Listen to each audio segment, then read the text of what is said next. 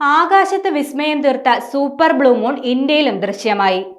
നമസ്കാരം, കൊട്ടാരക്കര മീഡിയയിലേക്ക് സ്വാഗതം. കഴിഞ്ഞ ദിവസം ആകാശത്ത് വിസ്മയം തീർത്ത സൂപ്പർ ബ്ലൂ മൂൺ പ്രതിഭാസം ഇന്ത്യയിലും ദൃശ്യമായി.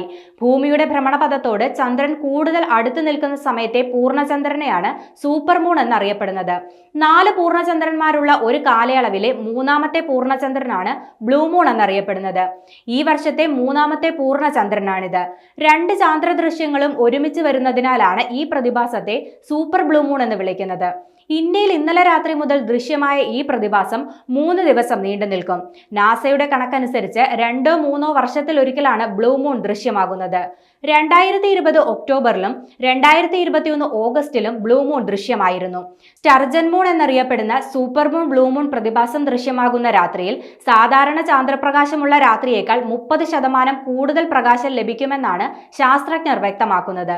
2037 ജനുവരിയിലാണ് അടുത്ത സൂപ്പർ മൂൺ ബ്ലൂ മൂൺ ദൃശ്യമാവുക.